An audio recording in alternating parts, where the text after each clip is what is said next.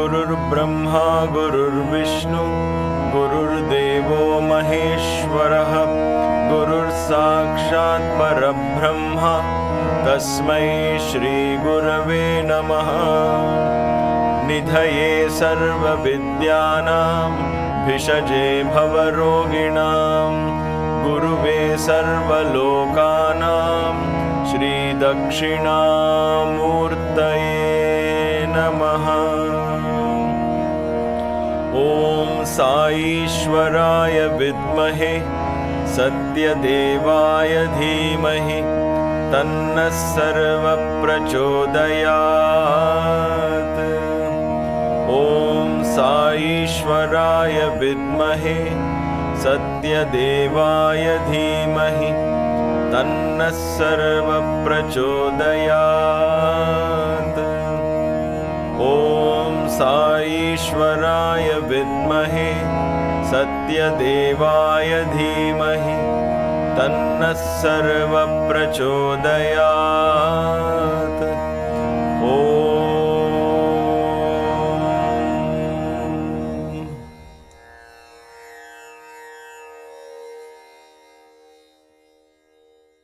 Namaste and welcome to Kaivalya Yoga Gurukulam for this beautiful Friday evening for another lovely Satsang. Let us begin with this Satsang with a prayer, invoking this auspicious, divine, powerful energy of Ganesha from the Mooladhara.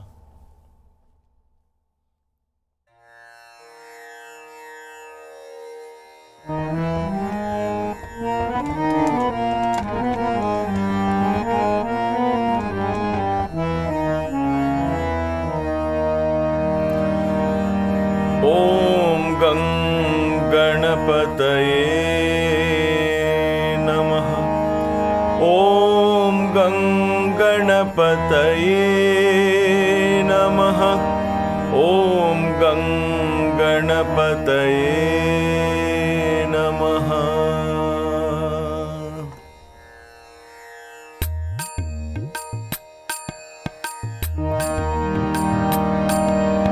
ॐ गं गणपतये नमः।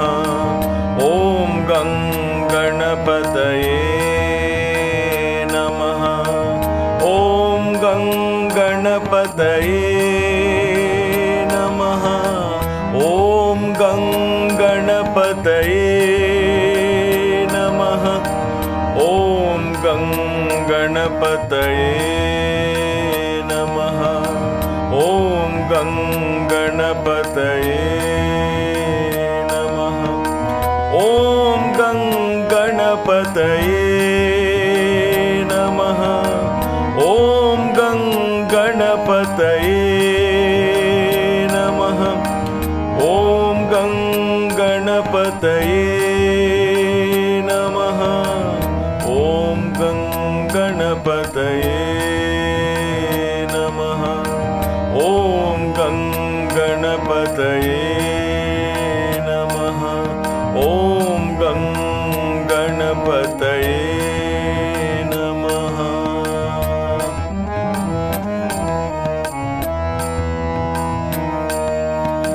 विघ्नेश्वरं भजो रे मानस विघ्नहरं भजो रे।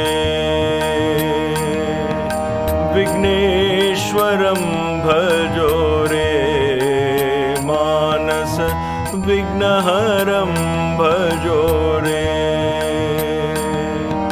ॐ गं गणपतये नमः।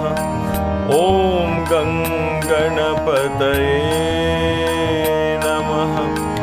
ॐ गं गणपतये नमः। ॐ गं गणपतये नमः। ॐ गं गणपतये नमः। ॐ गं गणपतये नमः। विघ्नेश्वरं भजो रे मानस विघ्नहरं भजो रे विघ्नेश्वरं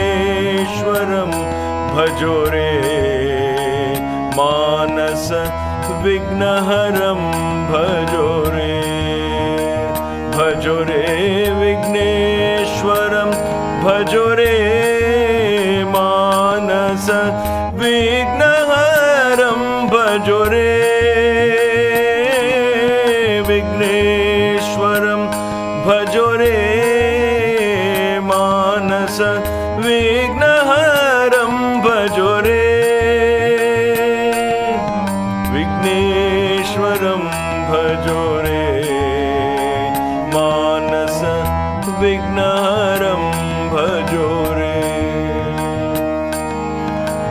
Om Ganganapataye Namaha, Om Ganganapataye Namaha, Om Ganganapataye Namaha, Om Ganganapataye Namaha, Om Ganganapataye Namaha, Om Ganganapataye Namaha, Om Ganganapataye Namaha.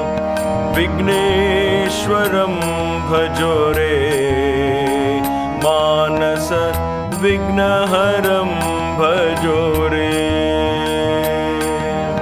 Vigneshwaram bhajo re Manasa, Vignaharam bhajo re bhajo re Vigneshwaram bhajo re Manasa, Vignaharam bhajo re bhajo re Vigneshwaram bhajo re Manasa, Vignaharam bhajo re Vigneshwaram bhajo re Manasa, Vignaharam bhajo re. Om Ganganapataye Namaha, Om Ganganapataye Namaha, Om Ganganapataye Namaha, Om Ganganapataye Namaha, Om Ganganapataye Namaha, Om Ganganapataye Namaha, Om Ganganapataye Namaha, Om Ganganapataye Namaha. Vigneshwaram bhajo re Manasa, Vignaharam bhajo re Vigneshwaram bhajo re Manasa, Vignaharam bhajo re Vigneshwaram bhajo re Manasa, Vignaharam bhajo re bhajo re Vigneshwaram bhajo re Manasa, Vignaharam bhajo re bhajo re Vigneshwaram bhajo re Manasa, Vignaharam bhajo re Vigneshwaram bhajo re Manasa, Vignaharam bhajo re. Om Ganganapataye Namaha, Om Ganganapataye Namaha, Om Ganganapataye Namaha, Om Ganganapataye Namaha.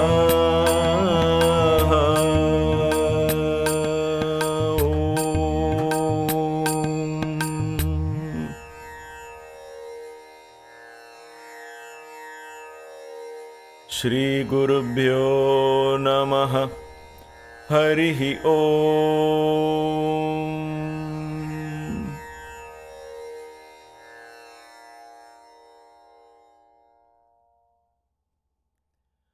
For those of you who have just joined, Namaste and welcome to Kaivalya Yoga Gurukulam's Satsang. We hope to do this every night, and with the divine grace, we have been able to do most of the nights except for a short break here and there. Before I forget, tomorrow's Sunday, tomorrow Saturday, and on Sunday we will not have the Satsang. But tomorrow we will have the Hanuman Chalisa and the Hanuman Bhajans. Today is Friday, so let's begin with the frequently asked questions session. So we have received about 5, 6, 7, 8 questions I guess we have on our list, so I'll see how much we can answer today. So the first one was, this question is asked in many words, so I've just, Maya and I, we kind of make it small so it fits into the screen and so on. So the gist of this is, what is the need for such a verbose mantra for the Guru who resides in silence, who teaches in silence? If he's everything, then why the Guru chant? So the idea was, we do Shri Guru, Parama Guru, Parameshti Guru, Paratpara Guru, Maha Guru, Swarupaya, Om Namo Bhagavate, Dakshinamurtaye, Mahyam, Medam, Prajnam, Prayachaswaha. So such a long mantra for a Guru who's just sitting in silence. The way I understand this is, and the way I relate to is, why do we need such long chants? Why do we need such long, flowery adjectives for our own higher self? Why do we need, in this case it was a chant, and somebody could ask, why do we need bhajans? Why do we need all of this? If the Guru is within, if the Guru is silent, why can't I go into silence? My response would be that these are means to go into that silence. So when you enter a temple, the sanctum sanctorum is not right there. It is deep inside. And there is a reason why the sanctum sanctorum is deep inside. Some of these big temples, like the one in Kanchipuram that I gave glimpses to you all of in the Kaivalya Marga classes, for those of you who attended them, that there are layers of sections, if you will, that take you into the sanctum sanctorum. It kind of prepares you mentally to go and stand in front of the altar. It makes you cherish that moment. It gives you mental preparation. So you come to the temple, you park your vehicle or your car, and you come to a place, you remove your footwear, you wash your feet, you buy some flowers, you buy some coconuts. All of that builds the energy to go there. And then you walk into from the main Gopuram, then you go, there is another Gopuram, then you cross that could be a third Gopuram, like in Tiruvannamalai. There are layers that take you inside, deep inside. It's fascinating. So along that path, you see other deities, you bow to them. You're creating this energy for the main principle. To me, this particular chant does that. When you go there, you're not thinking of all the distance you came, you're not thinking of which vendors sold you what, you're not thinking of all that. What brought you there, the means that brought you there, at that moment in the shrine, you're not thinking of anything. Right? Tirupati is one such shrine where you have to climb the hill. And the lines are so long, not these days, of course, thanks to COVID, the lines are not long or perhaps not there at all. I don't know. I don't think the temple is open. But nevertheless, for those of you who know, and it's quite a well-known fact for almost anyone who Googles Tirupati, this Lord Venkateshwara is up in the hill. First of all, you had to cross 7 hills to go there in those days. But now you could drive down to almost right to the foothill and even to the top of the hill. But then you have to either climb the hill or there, and then climbing the hill, there's a huge line waiting. And you go there, perhaps takes 2-3 days to reach. So all of this is part of the darshan. It's not separate from the darshan. It's not separate from this Guru. You're peeling it layer by layer, building that divine moment. When you come face to face, then it just clicks. What if it just falls in your lap and you suddenly bump into the Guru, you wouldn't know what to do, right? But then when you build this, when you consciously take these steps, so then it becomes a beautiful preparation for the mind into the state of complete mindfulness and focus to get there. Baba would say that 108 names, one name is more than enough. Why do you want 108 names? Why do you want 1008 names? This was a dialogue between Baba and again Mr. V.K. Narasimhan when I was there. And I was privy to this conversation that put a lot of things in perspective in my head. So why do we chant 108 names? This was a question that this person asked Baba. And then Baba said, yes, why 108 names, 1008 names? One name is more than enough. And he kept quiet. He was pulling this gentleman's leg. He just kept quiet. Then the gentleman said, but Baba, why is then 108 names? Why do we have to chant 108 names? Why do we have to chant 1008 names? Then Baba said, he spoke something in Telugu which I couldn't relate. I can't give you the exact analogy, but this is what he said. If I'll give you some dolls to drop, and I'll give you a ball in your hand and say drop one of these balls, one of these dolls put there, can you drop it with one ball with the first attempt? You can't. If I give you 108 balls, what will you do? You keep trying, and one of them might hit the doll, and the doll has to fall. The goal is the doll has to fall. How many balls will it take to knock the doll off the wall? One ball. So that means, does that mean? And he kept explaining this, right? So I'm just kind of summarizing what he said, because this is the gist I got, and that's good enough for me. He said, for the doll to drop, only one ball is required. But does that mean you take only one ball? And what if that ball misses? Then what do? You have to go climb the wall, go back there, pick up that ball, come back again, throw the same ball again. In the meantime, I'm giving you a basket of 108 balls. Keep trying. One of them will hit. So the beauty here is, when we have a lot of namas, when we have a lot of names, and when we get closer and closer, one of them will click, and that opens the door. So Shri Guru, Parama Guru, you're also my Parama Guru. You're also my Parat Para Guru. You're also my Parameshti Guru. You're also my Parat Para Guru. You're also my Mahaguru. So that builds, it's like going into the temple, peeling the 5 layers. Shri Guru, Parama Guru, Parameshti Guru, Parat Para Guru, Mahaguru. 5 layers I peel and I go to the divine Guru. So I can understand it as 5 chakras and the 6th chakra here. I can understand it as anything I want. It's all up to our visualization, but for me, in that practice, it builds that mind to that state. And then I invoke Om Namo Bhagavate. At that moment, I am not thinking, which guru is this? Is he above all the gurus? Which are the above gurus that we came above? All that is forgotten, right? At that moment, you're there. Om Namo Bhagavate. Dakshinamoorthy, this formless. Makhyam Medam Prajnam. To me, that actually brings me to the state of silence. And at the end of the mantra, Swaha, when I offer that, it brings my mind to a state of peace. There is nothing more. I have prayed, I've taken that prayer itself and offered to you. There is nothing more. And then you're staying in that presence. It is like, if I want to get to the roof to see a comet in the night, because I hear on CNN that there's comet showers, meteor showers tonight.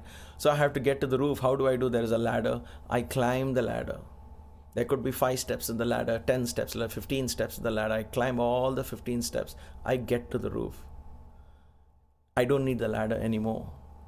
Of course, I need it to coming down in a real sense. But in the analogy, you don't need the ladder, but without the ladder, you wouldn't have gone to the roof. So to me, these mantras take me into the presence. And once I am there, the mantra or the bhajan or the chant, all of that becomes insignificant. But right in the beginning, if I say it's insignificant without having experienced that presence, then how do I even get to the rooftop? How do I even get to the presence? Right? That is why the verbose mantra helps the mind, which is used to talking. Then you use the same tool, talking tool, to take you to silence. It's the same sound that can disturb you, the same sound can take you to silence. The same thorn pricks you, you need another thorn to take this thorn out. So it is the same sound. So the same mantra can take you to silence. The same sound, the same bhajan can take you to silence. So we sing different bhajans, different ragas. one of them clicks and you feel a sense of high. I said, oh my God, that's it. You're in the presence. And then you come back.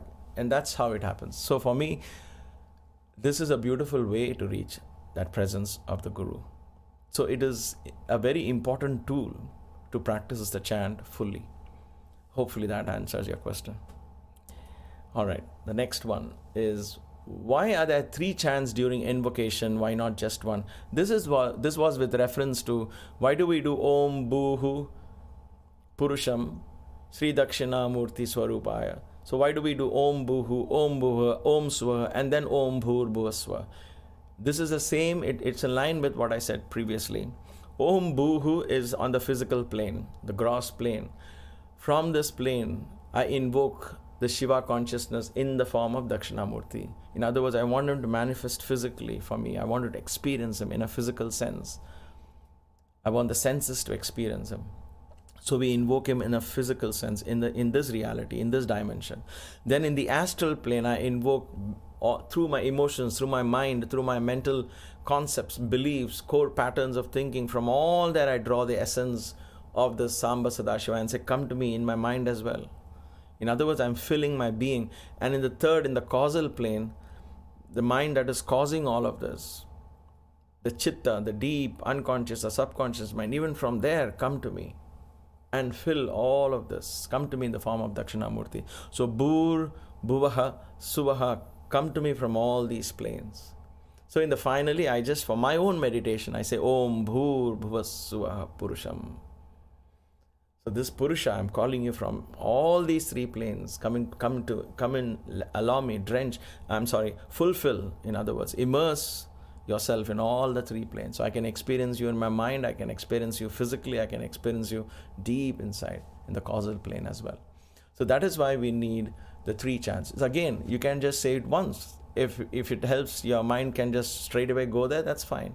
But this helps to build slowly, gives me time to process that information, process and build a beauty to it. In bhakti, there is bhava. For that bhava to take shape, it takes time. That's why they use music, they use chant, they use nama, and all the saints have sung songs in the glory of the Lord, right?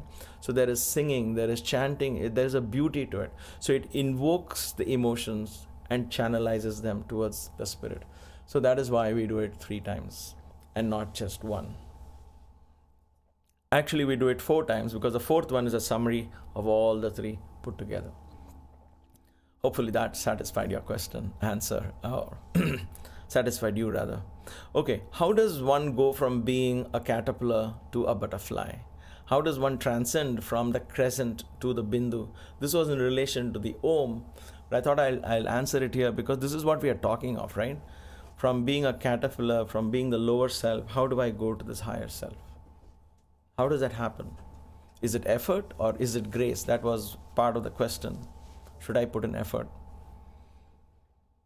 The effort, all right, let me put it in a one harsh way of answering is you cannot. You cannot transcend. You might say, wait, what? What is this satsang all about then? What is this sadhana all about if you say you cannot transcend? The I in me, the Sunder, can never become the butterfly. Sunder is the caterpillar, will be a caterpillar. The day Sunder dies, butterfly is born. Sunder, not in a physical sense, don't assume a physical death. The day this ahankara stops attaching itself to this and being limited to I am Sunder, I know this, I don't know this, I like this, I don't like this. So the day the I stops getting attached, it frees itself from the little Sunder I and it goes into the Sai I. From Sunder to Sai. And that level, Sunder doesn't exist. The moment Sunder says, I had an experience, then comes back to Sunder. And there are so many dimensions between these. That is why we have experiences. We say, oh my gosh, I had a fantastic experience. So the I is trying to break free. And it does break free, but it gets pulled back. And then we claim, Sunder claims ownership of that experience. Sunder had a great experience. Oh, did you hear Sundar's experience? Sunder says, I have an experience. I had experience. No. At that moment, Sunder is lost. So for the butterfly to come into existence, the caterpillar has to die. So you would say, okay, fine. How does that happen? That happens with grace. All we have to do is prepare for the caterpillar to break free, prepare the eye to break free. All the satsangs, all the yoga, all the meditations, all the japams, everything that you do, right from reading a book to sitting quietly and meditating or saying an earnest prayer, all of that is coming to the door. And then you come to the door of Vaikuntha and you wait. Only grace opens the final door. I don't know of any other way. And once you reach Vaikuntha, there's no need to come back, right, to being a caterpillar. So when the time comes and the call comes, you will be the bindu. There's no coming back. Whom you'll come back to? For what? Right? It becomes, the eye doesn't come back. Never becomes a caterpillar again. So to me, that is the idea of being, growing from caterpillar to butterfly. If I, as Sunder, am seeking liberation, and I keep thinking, why is Sunder not getting any experience? When I'm talking to myself, why am I not getting all this experience? Why am I not experiencing God? The problem is in the question itself. And the more I ask, the more I am stuck with I and me and mine. That is why in those times God stays and says, wait, I can't talk, I'll have to be quiet. This is exactly what happened to Arjuna when he was full of I and me, oh confused, I'm so confused, please guide me, I need guidance and all of that, and Krishna is quietly waiting. Then Arjuna says, I am surrendering myself to you. I don't know what is right, I don't know what is wrong anymore, I'm going to surrender. Then Krishna speaks. Remember the symbolism of the Gita. I keep going back very often to it because that's a very powerful symbolism. When does the master teach then? When do we hear this voice in silence? When the I in me completely surrenders.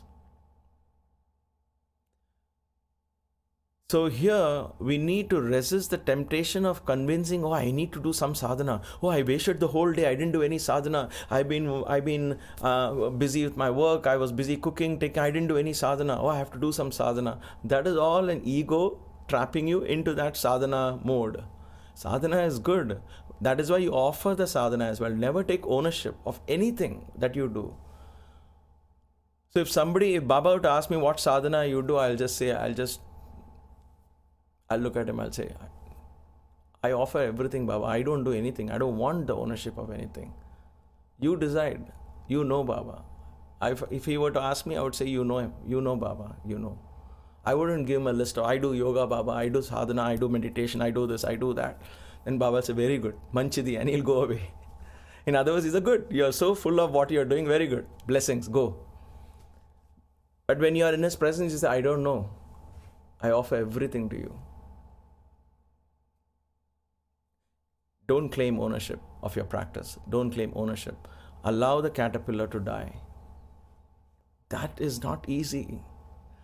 Khaku ho guru ke charan ki, fir janam nahi aayega. This is what Swami Brahmanand sang. Jo jape hari ko sada, that bhajan. Beautiful bhajan. Says, Khaku ho, you have to become dust at the Guru's feet. Dust means what? You don't exist. He tramples you, he crushes you, finishes you. But can we have the courage to do that? Do we have the courage? Can the caterpillar actually die? Allow the caterpillar to die. This is what Saint Francis of Assisi said.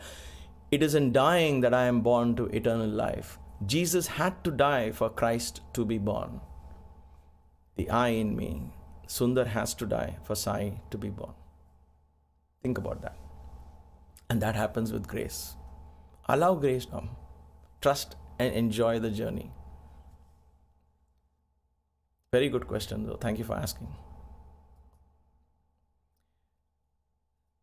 This is more of an assurance. This is based on what we spoke yesterday or the day before. My lower self has grown old with knowledge. It receives wisdom from the higher self, which is the Guru. That is always youthful. The higher self is always youthful. The lower self becomes heavier and heavier. Sunder grows old. Sunder says, I know this, I know that. Oh, yes, yes, yes. So Sunder gets his head so heavy that he's bent with age. And then Sunder sits at the feet of the higher self, the Guru within, calling upon the Guru, invoking the Guru within. and then receives the wisdom in silence. Is that silence meditation? Was one part of the question? Yes. Ananyas chintayanto mam ye janaha paryupasate. Ananyas chintayanto mam. One-pointedness. Who focuses attention? Chintayanto mam. Constantly. Constant integrated awareness. When that begins to happen, constantly. So how do we make it constant would be a natural question. So, but I am working, I'm doing this, I'm doing that. That is why Baba would say, transform work into worship. There is a story, I don't know if it's an analogy or if it's historically recorded, but I like the story. Adi Shankara takes his disciple to a butcher and he says, this butcher is one of my devotees. He's a devotee of Shiva, one of my devotees, something like that. He takes them to a butcher and says, this is one of the greatest devotees. But they are like, wait a minute, Guru, but he is a butcher. How can he be a devotee? He's killing. And then they realize that the butcher is doing it as his worship. This is my worship. This is my job. This is what I learned from my childhood. I don't know anything else. So he is offering that to Shiva.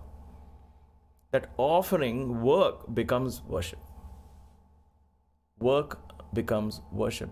And therefore, in that work, whatever work you're doing, it could be finance, it could be amalgamations and mergers and corporations and company, it could be politics, it could be something, which you and I will not define as spiritual. But if that person is saying at the end of the day, Krishna Arpanamastu, I'm doing it because this is natural for me. This is my natural talent, God-given talent. This is what I'm meant to do in this life. And his mind, thought, word and deed are one into that. And he takes that and offers it to the divine. That's it. His worship is finished, complete. That is accepted by the divine. And that is meditation. That is that constant integrated awareness. That is as anayas chintayantam. That is the silence that we are looking at. There is also this verbal silence and going into the depths of silence within. That is in one sense. But even every day, every act of yours, every word of yours becomes worthy of offering. Then work is worship, duty is God. Then God is there every moment in your life. And as long as you do that, then this transmission of wisdom happens. It does happen. It does happen. So, this understanding is perfectly correct. The lower self is tired, the higher self takes over. The lower self has to surrender to the higher self. The lower self has to empty itself so that the higher self begins to transmit wisdom. Absolutely. Again, wonderful thought, wonderful question. This was an interesting, a long question, but I just made it short. This person was saying, I see people doing Varalakshmi Pooja, Vishnu Sahasranama and all of that as pujas, as rituals in the home, ceremonies. And somehow I do my Rudra chanting. She said, I do a lot of chanting, I do a lot of japam and meditation, but I'm not drawn to these practices, these rituals and pujas. So should I also be doing something? Am I missing something? How do these rituals relate to Advaita? That was the final question. Number one, firstly, there are many parts to this question. So the first thing is, one cannot and should not compare somebody else's practices with one's own. Oh, they are doing so much yoga, 3 hours of yoga. I don't get time to do that much. Oh, I'm not going to progress that much as they. That is a completely wrong approach. In spirituality, remember, each one carves his or her own path. Period. That is why the banyan tree is a symbol of the highest wisdoms, where Dakshinamoorthy sits. Because when you go near the banyan tree, there is no laid path. It cannot be there. Over a period of time, another root will come and that path will get destroyed. So there is no fixed path to the banyan tree. Somebody else's path cannot become your path. Because you think that person has gone that way, you start going. In the meantime, another route has come and you get confused. And you'll say, oh gosh, where is that path? I don't find it anymore. So somebody else's path cannot be your path. Let's be very clear about it. You can draw inspiration from other paths and ask yourself. So it is not wrong not to be drawn to rituals and ceremonies. That could be because one has not understood the symbolism behind these rituals. I can relate to this because I was also like that. being brought in the ashram, we were not into any rituals as such. And I could never understand why my father would do all that. Never realizing that that was his means to relate to the divine. For him, the way to relate to Swami, to Baba, to his Sadguru, to his Shiva and everything was not through meditation. He says, I can't meditate, I don't know. But I like to do puja, I like to offer flowers, I like to put chandan, I like to put vibhuti, I like to do all of that. And he'll get emotional, he'll be chanting, all of that. He'll enjoy it. I used to think, kya hai, bacha hai, you know. He says, no, this is very superfluous. This is not real. Advaita is, God is in you, why need all that? So I was like that. You could call it a kind of ego, perhaps. I'm not ashamed to admit it or otherwise. The point here is, then when my father passed away, he passed away with Gayatri chanting. He did it the perfect way that is written in every book. And I was like, how does he do that? How did he do that? And then Swami accepted when he passed away, said he has come to my feet and so on and so forth. It was a big revelation for me that this person whom I know was so close to me, didn't know anything that I thought was real spirituality, no Advaita, no deep meditations, certainly not into yoga or anything. But he had his direct, simple devotion to the Lord. But he was very, very strict, very disciplined, very, very, very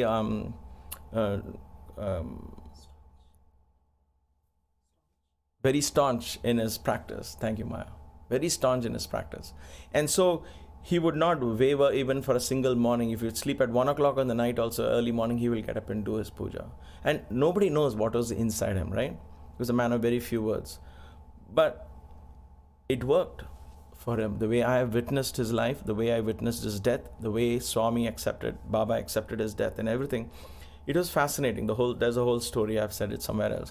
The point here is that now should I say, okay, he's doing it, should I also do? No. And then when I began to explore and understand the symbolism behind these rituals, what is the Shivalingam?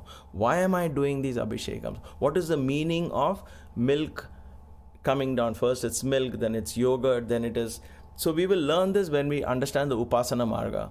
Because once you understand the symbolism, then when you're doing it, you're understanding this is my whole spiritual practice. This is the essence of the spiritual practice. And all of that, towards the end, ghee is offered as well. So all of that has deeper meaning. And when you put it in action, like I said, the subconscious mind understands these rituals. So what happens here is in rituals and pujas, your conscious mind is engaged in putting a flower here, putting a flower there, decorating the altar, right? Maya does all of this. She says, oh, this flower here, this flower there. I try to do something. She says, don't touch it. I just set it up. I said, okay. So I'm sitting here pretty scared that something might disturb. But the point here is the conscious mind is occupied with all this. Right?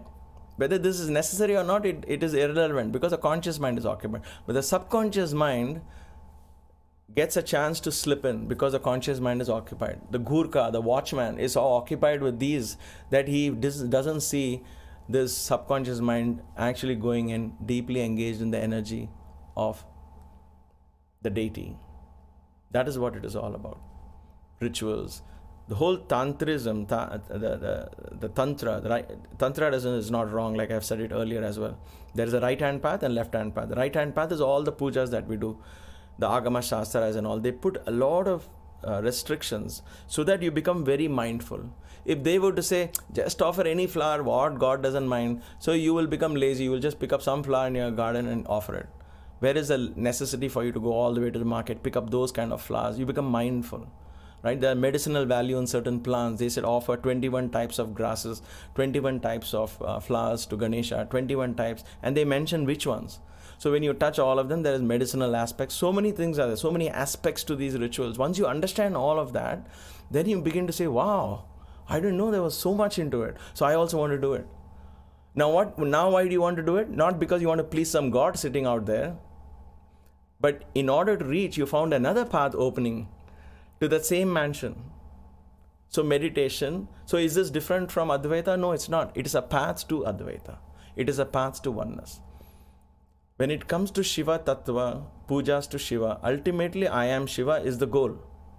You can do that by doing Abhishekam on the Lingam, by singing a bhajan, meditating that I am the Shiva. All of these are paths. Why not do everything? Whenever you get a chance, however it matters. So your life, your practice becomes enriched. You never get bored. So I'm not trying to sell puja and rituals to you. I'm saying it's okay not to do at this point if it doesn't make sense to you. Don't do it for somebody else's sake. And especially don't do it blindly, not knowing why we are doing. Today in the Kaivalya Marga class, I discussed a simple nyasa that we do in rituals in puja. Almost everyone wrote back to me saying we want the mantra, we want to learn it. That is the beauty. Once you understand why you're doing it, what is the significance, every single act from lighting the lamp to blowing the conch, to getting mindful of all the directions, everything including sitting down in front.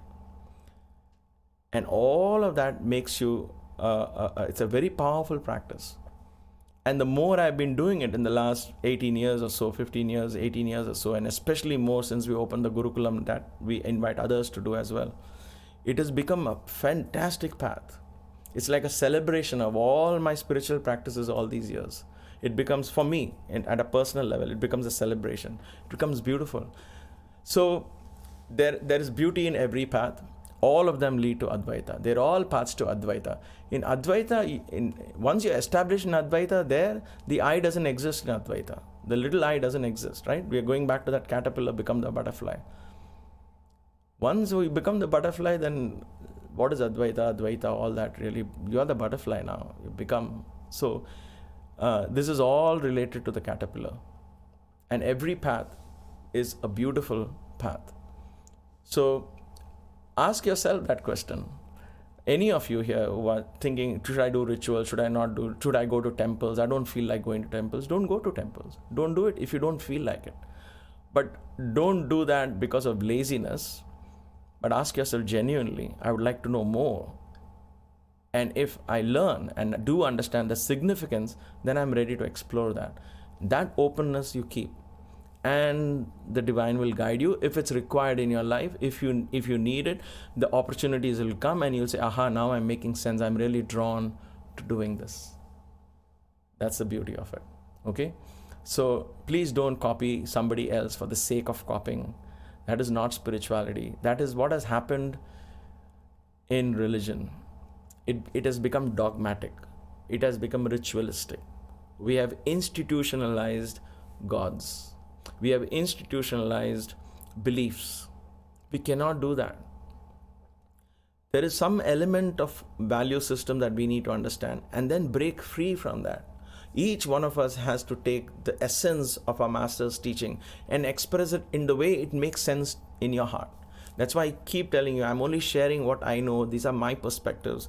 Listen to it and then take it and mix it with your own and come, and a different color, a different hue, a different saturation will come. It's the same red, blue and green colors, but how many millions of combinations can come out of that? Each one of us are capable of designing, developing, enjoying, being in our own chosen path.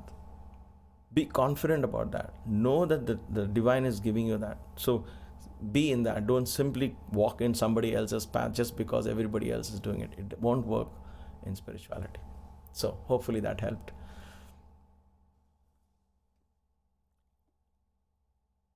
This was the last question, I think. Are we in the last question? Okay. This was coming back to the conch. A long time ago in the Hanuman Chalisa, we discussed how all the 5 elements are in the conch. And every time I play that, the thing comes that conch has all the 5 elements. And so let us go through this quickly. Of course, the question is, where is fire in the conch? But I had a couple of other questions about the conch as well. So I might as well quickly cover it for those of you who haven't seen the Hanuman Chalisa satsangs. The conch is a wonderful object that encompasses all the 5 elements. There is space inside the conch. There is hollowness, right? If I put it against my ear, if you have a big conch at home, or if you get your hands on a conch, put it against your ear, and you will find a fantastic om. You will listen to the om going through that. There's a sound that emerges. inside constantly. It's very, very meditative. Just listening to that sound when you keep it close. Of course, now I have a headset, I can't, but when you do that, it's very meditative. So there is space inside the conch. Where is water inside the conch? So this, where is this found? It's found in the ocean. Where is it formed? It's formed in the ocean bed. So water is the cause for this conch to come, right? It doesn't go on trees, it doesn't go on mountain tops. It grows and it comes and manifests itself in the depths of the ocean. So water is inherent in the making of the conch. Then comes wind. Of course, the wind goes through it. That's how the sound comes, right? So there is wind, that is, you blow air into it, and the wind, there is wind. Fire. Where is fire? So you have space. I covered wind, I had covered fire, I covered water, and of course earth. This is solid matter, so earth is already there. So where is fire now? The nature of the conch is fire. What does that mean? When I blow the conch, do you feel sleepy, or does it wake you up from sleep? It wakens you, it awakens you. When would they blow the conch? Before the wars, all the kings would blow their conches. Wake up, be alert, we are going for a war, that kind of a thing. So when we do pujas, we blow the conch to purify the atmosphere. What purifies? Fire purifies. So the sound has such an energy to it. That energy is pure Agni energy. It awakens, it purifies, it nullifies the atmosphere, it brings your mind to a state of focus, concentration. All of that is done in the energy of the conch. So therefore the conch, that is why it's considered a very, very auspicious thing to have a conch in the house. And you could get one next time you go to India, if you're not in India. If you are in India, I love it. I got one from Mathura. This one is from the Mathura, ocean of Mathura. I have one from Rameshwaram, another one beautiful like this. And I have one from Varanasi. Of course, the Varanasi one, there is no ocean there, but they had got it from Rameshwaram also, but I got it in Varanasi. So you have Mathura, the ocean of Mathura, and Rameshwaram is where you can get some really good conches. So do your research, do your homework, and sometime don't rush and buy in Amazon. Just go, when you go to these places, buy it from there. I'm sure the universe will guide you if you need one and if you get one. It's a great thing to have. It's a great exercise to blow the conch every day. And the reason I do that after invocation is to completely, the sound when it enters your home as well, I believe in the purity of the sound. The sound has that energy, the fire in it, which will cleanse the atmosphere, which we so badly need in today in the COVID-19 situation. We need that. And sound has that great energy to cleanse. So that is what this conch is about. And hopefully that answered your question. All right, so let's get ready to invoke the Divine Guru and seek the highest blessings, the highest wisdom at the feet of the Supreme Consciousness. We shall now invoke the Guru, chant the Guru mantra. I know in the Q&A sessions what happened, our mind starts thinking, we become very active. Now let us begin to calm down. Put all this aside and just begin to focus on the Guru.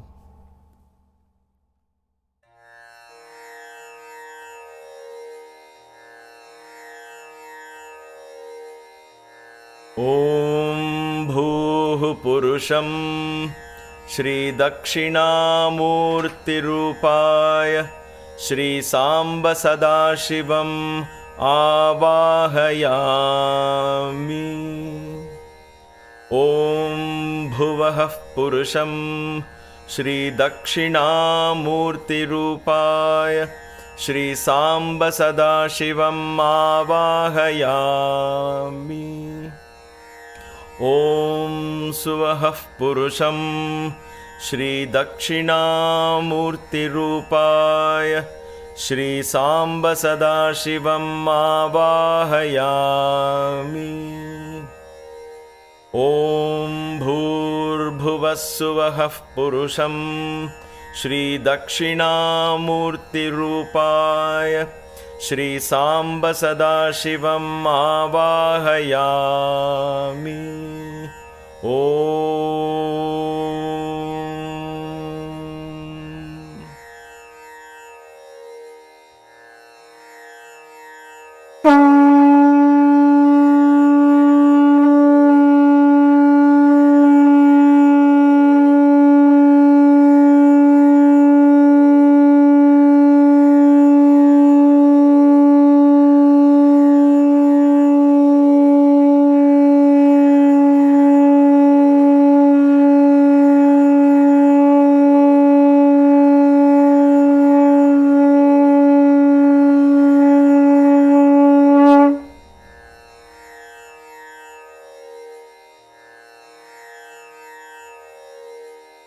Shri Guru Paramaguru Parameshti Guru Paratpara Guru Mahaguru Swarupaya Om Namo Bhagavate Dakshinamurtaye Mahyam Medham Prajnam Prayachha Swaha.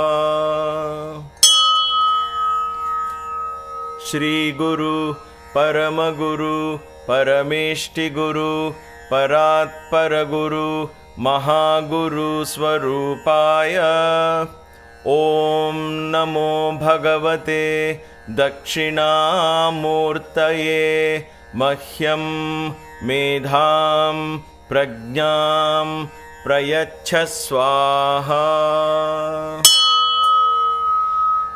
Shri Guru Paramaguru Parameshti Guru Paratpara Guru Mahaguru Swarupaya Om Namo Bhagavate Dakshinamurtaye Mahyam Medham Prajnam Prayachha Swaha. Shri Guru Paramaguru Parameshti Guru Paratpara Guru Mahaguru Swarupaya Om Namo Bhagavate Dakshinamurtaye Mahyam Medham Prajnam Prayachha Swaha. Shri Guru Paramaguru Parameshti Guru Paratpara Guru Mahaguru Swarupaya Om Namo Bhagavate Dakshinamurtaye Mahyam Medham Prajnam Prayachha Swaha. Shri Guru Paramaguru Parameshti Guru Paratpara Guru Mahaguru Swarupaya Om Namo Bhagavate Dakshinamurtaye Mahyam Medham Prajnam Prayachha Swaha. Shri Guru Paramaguru Parameshti Guru Paratpara Guru Mahaguru Swarupaya Om Namo Bhagavate Dakshinamurtaye Mahyam Medham Prajnam Prayachha Swaha. Shri Guru Paramaguru Parameshti Guru Paratpara Guru Mahaguru Swarupaya Om Namo Bhagavate Dakshinamurtaye Mahyam Medham Prajnam Prayachha Swaha. Shri Guru Paramaguru Parameshti Guru Paratpara Guru Mahaguru Swarupaya Om Namo Bhagavate Dakshinamurtaye Mahyam Medham Prajnam Prayachha Swaha. Shri Guru Paramaguru Parameshti Guru Paratpara Guru Mahaguru Swarupaya Om Namo Bhagavate Dakshinamurtaye Mahyam Medham Prajnam Prayachha Swaha. Shri Guru Paramaguru Parameshti Guru Paratpara Guru Mahaguru Swarupaya ॐ नमो भगवते दक्षिणामूर्तये मह्यं मेधां प्रज्ञां प्रयच्छ स्वाहा।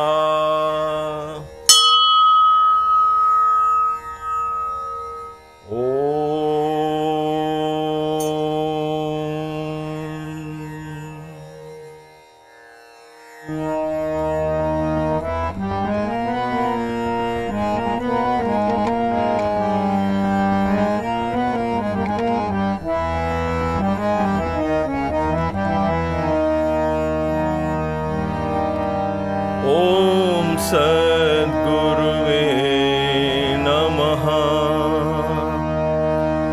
ॐ सद्गुरुवे नमः। ॐ सद्गुरुवे नमः। ॐ सद्गुरुवे नमः।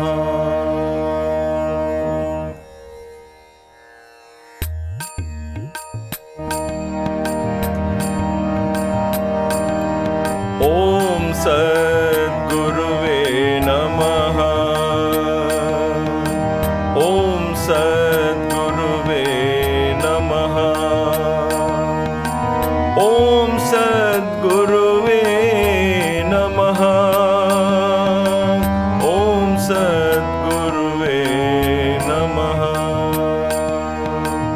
ॐ सद्गुरुवे नमः। जय गुरुदेवा प्रभु साई देवा। जय गुरुदेवा प्रभु साई देवा। देवादिदेवा प्रणमाम्यहम्। देवादिदेवा प्रणमाम्यहम्। ॐ सद्गुरुवे नमः। ॐ सद्गुरुवे नमः। ॐ सद्गुरुवे नमः। ॐ सद्गुरुवे नमः। ॐ सद्गुरुवे नमः। ॐ सद्गुरुवे नमः। जय गुरुदेवा प्रभु साई देवा। जय गुरुदेवा प्रभु साई देवा। देवादिदेवा प्रणमाम्यहम्। देवादिदेवा प्रणमाम्यहम्। शिव शिव शम्भो कैलासपते।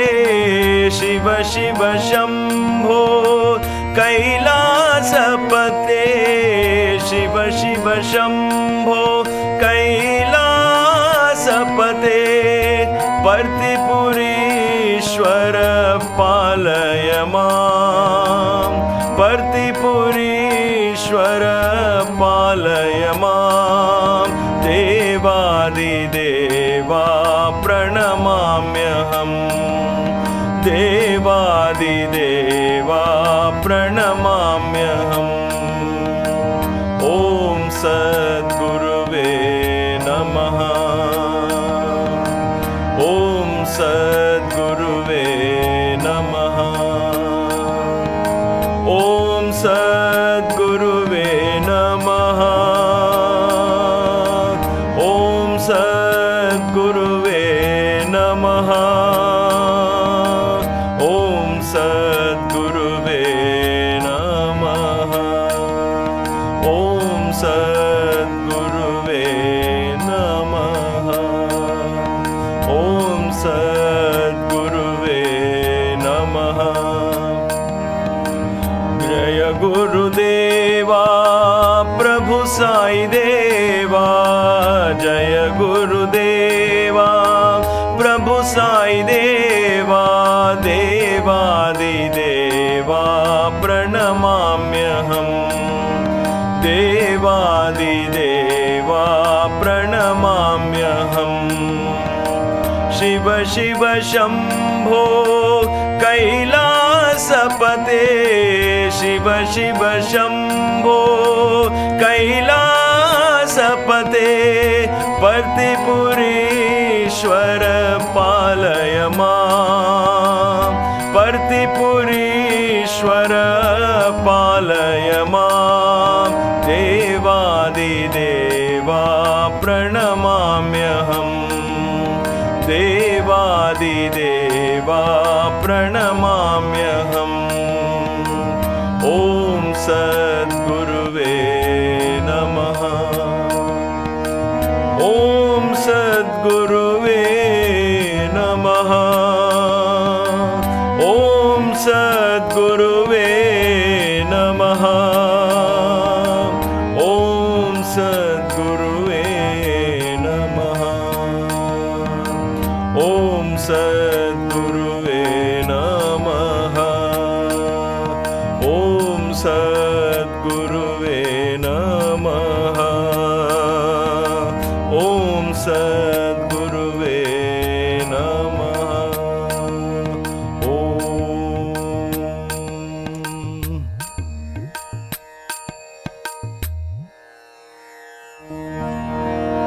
समस्तलोका सुखिनो भवन्तु समस्तलोका सुखिनो भवन्तु समस्तलोका सुखिनो भवन्तु May all the beings in all the worlds be happy. जय बोलो पवन पुत्र हनुमान की जय सियावर रामचंद्र की जय सतगुरु साईनाथ महाराज की जय नमः पार्वती पतये हर हर महादेव